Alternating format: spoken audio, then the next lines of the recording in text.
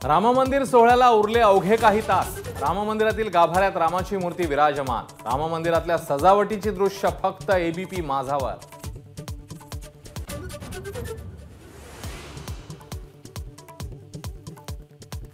प्राणप्रतिष्ठा सोहळ्यासाठी अयोध्येमध्ये 7140 खास निमंत्रित, 112 परदेशी पाहुण्यांचाही समावेश।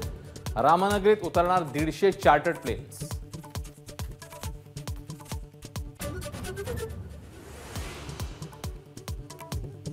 अयोध्येचा अवघा देश आणि महाराष्ट्र राममय।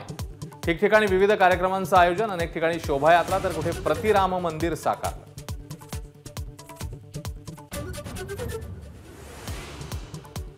मुख्यमंत्री उपमुख्यमंत्री उद्या अयोध्येला जाणार नाहीत। मंत्रिमंडळ लोकप्रतिनिधींसोबत फेब्रुवारीत अयोध्येत जाणार असल्याचीही माहिती।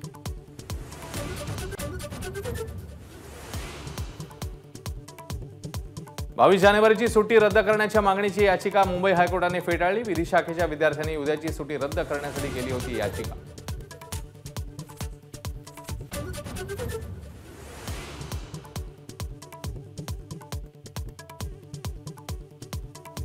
कारसेवकांसोबतचा नागपूर रेल्वे स्थानकावरील जुना फोटो फडणवीसांकडून शेअर।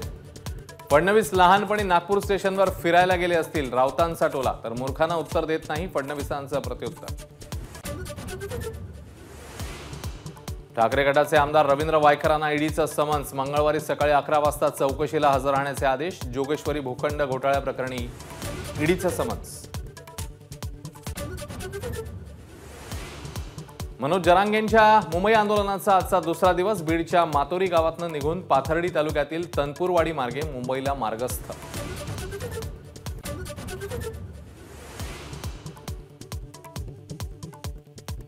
राज्य सरकार मराठा आरक्षणाबाबत सकारात्मक। जरांगेंनी आंदोलन थांबवावं, मुख्यमंत्री एकनाथ शिंदेंचं आवाहन। राम मंदिर प्राणप्रतिष्ठा सोहळ्यासाठी अयोध्येमध्ये सुरक्षेत वाढ। अयोध्येच्या सीमांवर कडक बंदोबस्त। विना निमंत्रण अयोध्येत परवानगी नाही। ड्रोनच्या माध्यमातून शहरावर नजर।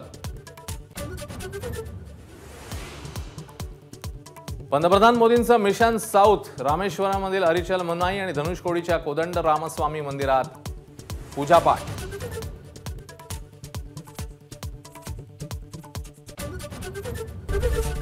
एबीपी माझा, उघडा डोळे बघा नीट।